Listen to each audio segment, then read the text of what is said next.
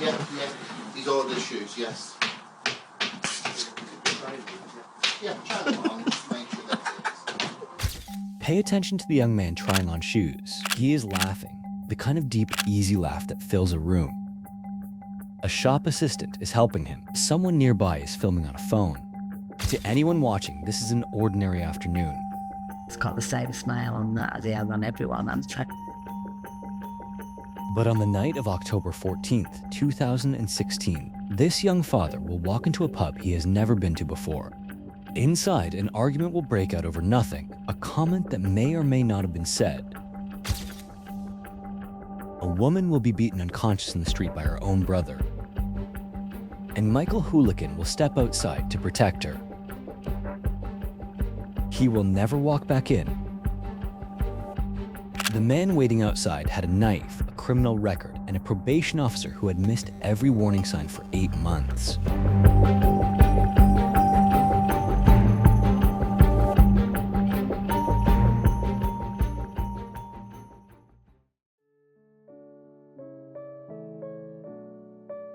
Middleton sits on the edge of Manchester, a small, tight-knit community where families have lived for generations and everybody seems to know everybody.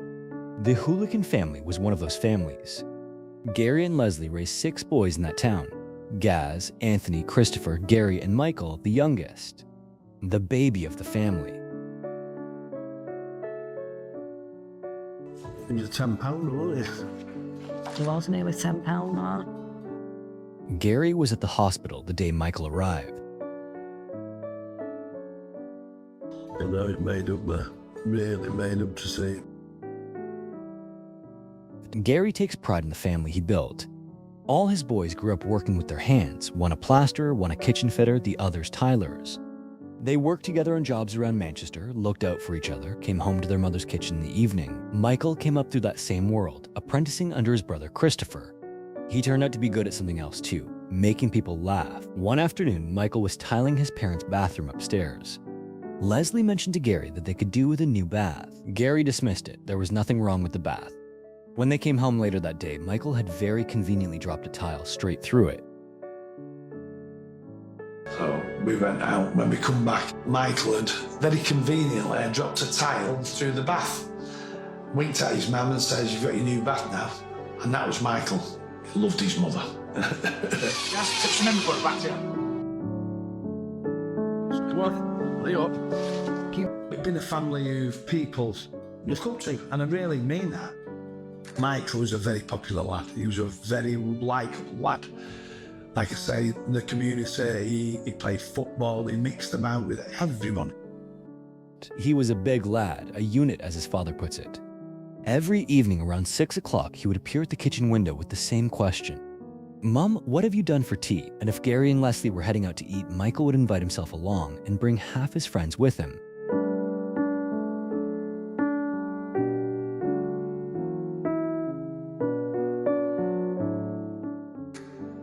You know, his friends have said, "Oh, Leslie, he was the life and soul of the party with Michael, no matter where we went."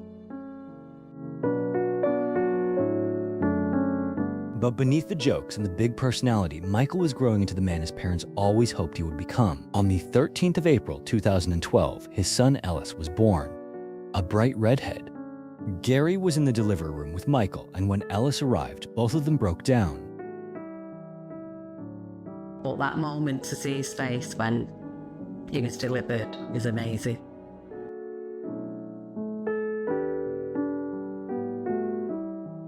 Michael's future seemed clear. Settle down. Raise Ellis. Keep tiling with his brothers. The kind of quiet, honest life that never makes the news. Then came the week before everything changed. Leslie was getting ready for a Friday night out, radio playing in her bedroom.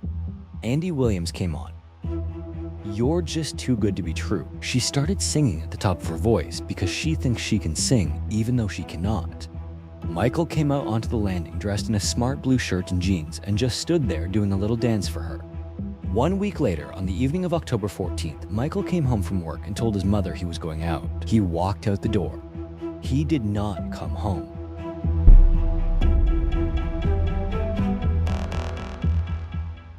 Michael Hoolickin had never been to the Friendship Inn before. It was a pub on Cheapside in Middleton, a place with a reputation. In the years before that night, there had been a number of violent incidents there. It was considered a dangerous place to go if you were not a local, but on Friday evening, October 14th, 2016, Michael walked in for a drink, a chance decision, a twist of fate that would change every life connected to his. Michael, he'd gone out to a place he never went to, funny enough. He never went in the pub, the Friendship.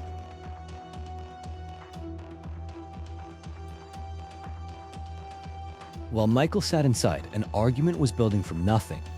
Somewhere in the back room, Deacon's girlfriend believed she had overheard a disparaging comment made toward her. Nothing more than that. That was the catalyst. Someone from the group reached out to a man called Timothy Deacon who was drinking at the Summit, a pub not far away. The message was simple. Your sister is a mess. Come get her home. Deacon arrived, he took his drunk sister outside to put her in a cab, and then in the street he turned on her. He punched his own sister so hard that she collapsed on the pavement. Her cigarette flew out of her mouth across the road.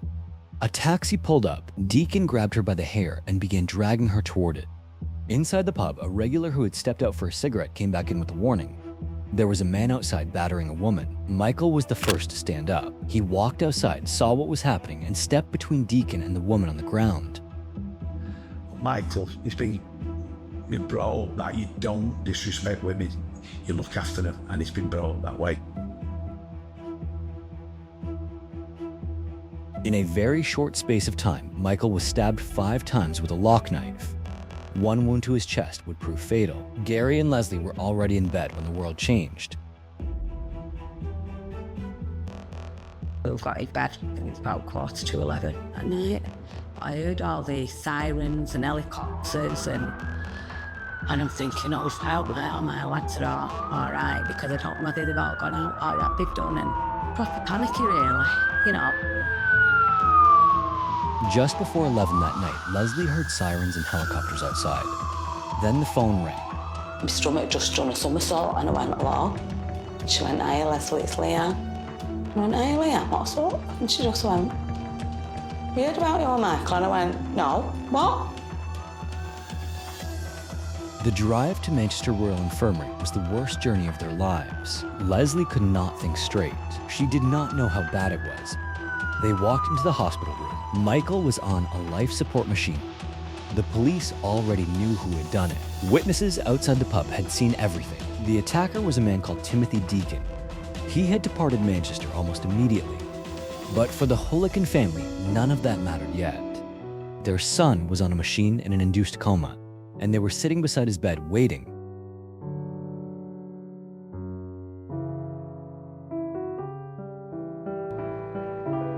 He was there 3 days at the hospital. We didn't know what was going on. We were watching him, and it was horrible to see a lad who was full of life just, not asleep.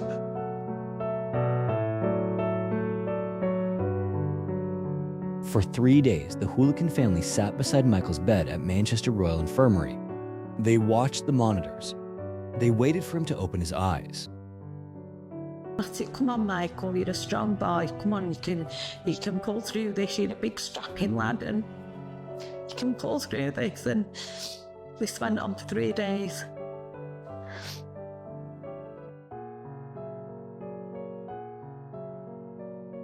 Gary held on to the same belief. His son had always given everything 100%. And we knew if anyone's going to pull to, it'd be Michael.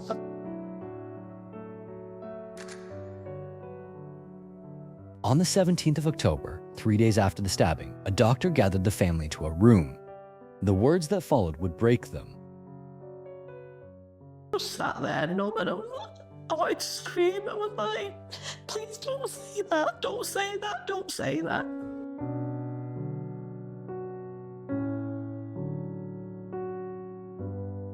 Leslie sat there. She wanted to scream. They had to turn everything off. Michael was pronounced dead.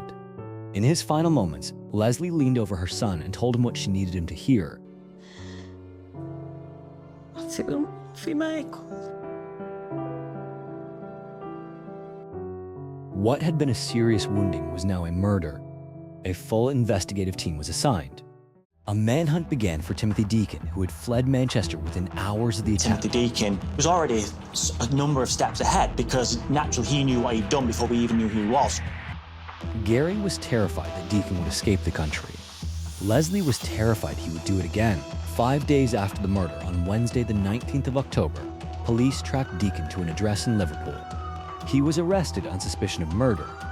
He gave a no-comment interview. He showed nothing. But the relief was short-lived, because as the investigation deepened, a far more disturbing picture began to emerge, not of the killer, but of the system that was supposed to be watching him. Timothy Deacon had been released from prison in February 2016, just 8 months before the murder. He had served half of a 4-year, 8-month sentence for biting off a man's ear in an unprovoked pub attack. He was classified as a prolific and priority offender. His OASIS risk assessment flagged him as a high risk of serious harm with extreme violence and a propensity to use instant violence when confronted. His violence was linked directly to cocaine use. He was placed on license with strict conditions: weekly drug testing, curfew, non-association with his co-defendant. But those conditions existed only on paper. In 8 months, Deacon failed 11 out of 15 drug tests, every one positive for cocaine. The probation service never checked the results. He was arrested twice in a single week in May, once after a police pursuit where he crashed a stolen car, once for possession of drugs with intent to supply. He was not recalled to prison. Intelligence reports in June suggested he had attended a property carrying knives, still not recalled. By August, GMP officers were telling probation directly that Deacon's risk to the community was unmanageable. The coroner would later find that had recall been initiated on the 3rd of August, Deacon would more likely than not have been in custody on the night he murdered Michael Hoolickin. But no one pulled the trigger. 3 different offender managers handled his case in 8 months. The last one was newly qualified, given an ad hoc handover, and had no clear understanding of his license conditions. From the 21st of August to the 14th of October, the night of the murder, there was no drug testing at all.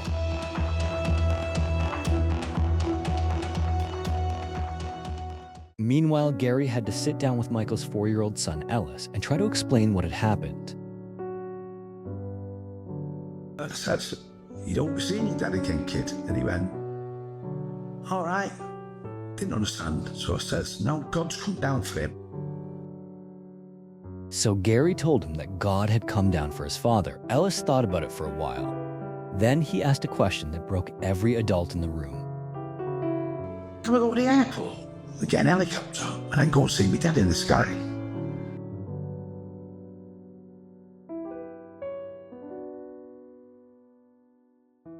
Timothy Deacon pleaded not guilty. His defense was self-defense. He told the court that Michael Hoolickin had come at him, that he had fallen to the ground, found a knife lying on the pavement, picked it up, and in an effort to defend himself, had flailed around with it and accidentally killed Michael. I mean, the streets of Middleton are littered with knives. So the idea that somehow he was actually the victim was to be truthful. For the Hoolickin family, sitting through the trial at Bolton Crown Court was unlike anything they had experienced. They had never been inside a criminal courtroom before. They did not know what tactics the defense would use. They were warned beforehand to keep their composure. Gary's sons were furious. And then Timothy Deacon appeared in the dock for the first time. Gary watched the defense team try to reframe his son's murder as a fair fight. He listened to them tell Deacon he did not mean to go there, did not mean to do what he did. Leslie struggled to hold herself together. But the prosecution had one piece of evidence that no defense strategy could survive. The Friendship Inn had CCTV cameras outside, and the footage captured the last living moments of Michael Hoolickin. You see him take something out of his pocket and it changes hands from one hand to the other. There he is, pulling the lock knife out of his pocket. The jury watched the footage in silence. They saw Deacon step outside with his sister. They saw him strike her so hard that her cigarette flew across the street and she collapsed on the pavement. They saw Michael emerge from the pub to intervene, to do what he had been raised to do. And then came the moment that ended the self-defense claim forever. He did not find the knife on the ground, he brought it with him. He came prepared. The camera proved it. Timothy Deacon was just acting in self-defense. One stab would be more than enough. that would say, stay away from me, stand back. But that wasn't the case here. The fact that he stabbed Michael 5 times shows this was blind rage. This was an anger-driven offense, not out of self-defense. The evidence had been heard. The jury retired to deliberate. For the Hoolickin family, the waiting was unbearable. Leslie sat there thinking one thought over and over. And I was like, I hope to God they never let him out, ever. Not while I'm on this earth anyway, I hope they never let him out. The jury foreman returned to the courtroom. The verdict was guilty, murder. Unanimous. And then came a detail that nobody in the courtroom expected. The judge looked at Timothy Deacon and spoke directly to him. I was the one who gave you 4 years last time. He said, so I'll put you away for 27 years minimum. The same judge who had sentenced Deacon to 4 years and 8 months for biting off a man's ear was now sentencing him to life for murder. The leniency of the first sentence had come full circle, but relief turned to fury almost immediately. Because it was only at sentencing that the full truth about the probation service's failures finally came to light. Deacon had been on curfew. He should not have been in any pub that night. He was on curfew. What was he doing in the pub that night?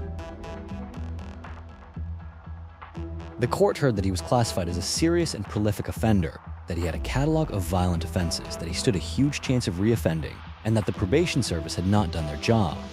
They had not been able to keep the public safe from a violent man they knew was dangerous.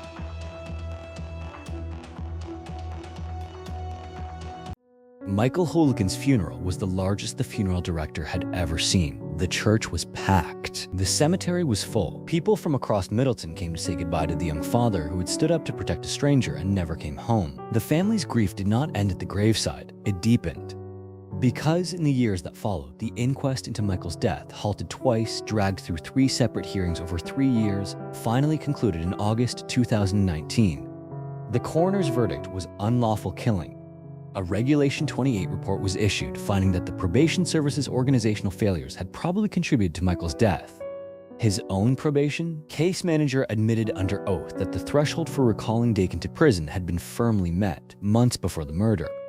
Gary and Leslie refused to let that be the end of the story. Together with Nadine Marshall, whose 18-year-old son Connor had also been murdered by an offender under probation supervision, they founded Voice, Victims Oversight in Criminal Enforcement. They launched a petition. They took their fight to Parliament.